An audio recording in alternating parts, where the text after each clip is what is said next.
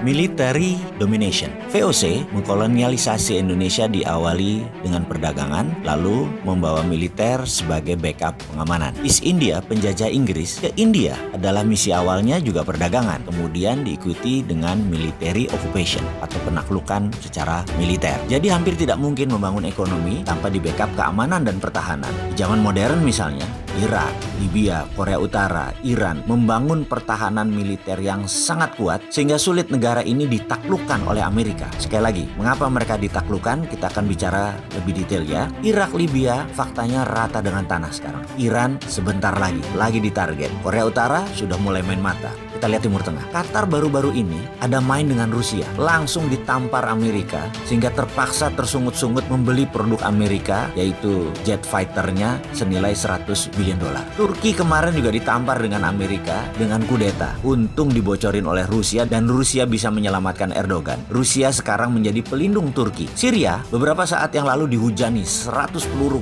kendali Exocet oleh Amerika dari kapal induk mereka. Tapi hanya 21% yang masuk. Sisanya diblok dengan umbrella roket Rusia. Semua di counter bloknya di udara. Terlihat Rusia sangat kuat ternyata pertahanan militernya. Amerika serang Syria tersebut hanya bertahan sehari kemudian mundur lagi. Amerika kalah di Syria. Rusia pemenangnya. Dan ini adalah military domination. Kita lanjut tentang military domination. Cina menekan Nepal. Cina perang dengan India di Kashmir. Cina menekan Myanmar. Semua dengan militer karena mereka semua adalah home soilnya Cina. Dengan Taiwan, dengan semua negara Cina yang nempel di perbatasan, Cina menekan mereka semua. Karena bagi Cina penting menjaga border darat tersebut. Secara kalkulasi, untuk urusan military domination, Amerika masih nomor 1 di dunia. Amerika anggarannya adalah 1.000 billion dolar per tahun. Sementara kalau dibandingkan Indonesia, hanya 109 triliun atau 9 billion dolar alias gak sampai 1%-nya anggaran militer Amerika. Bisa dibayangkan. Dan military industry adalah penyumbang devisa 25%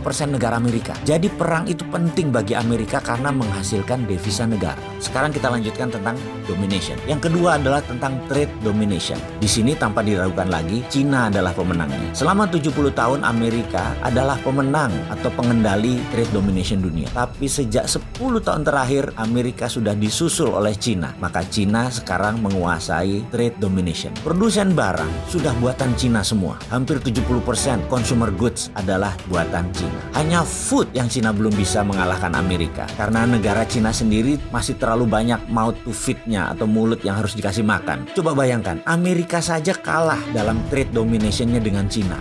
Apalagi Indonesia. Kita tanya secara sederhana Kementerian Perdagangan. Punya trade policy nggak? Punya trade diplomasi strategi nggak? Ini susah kalau nggak ngerti. Ya seperti sekarang kejadiannya. Jadi raja impor. Maaf loh ya, ini realita. Dan kita harus bantu menyelesaikannya. Kemudian masih ada 3 lagi tentang world domination. Siapa pemenangnya? Apa saja itu 3 lagi yang world domination itu? Indonesia di posisi mana? Adakah peluang Indonesia untuk mendominasi? Tapi sebentar, yang beginian penting nggak sih? Ada yang banyak yang minat nggak? Kalau ada banyak minat, saksikan video berikutnya.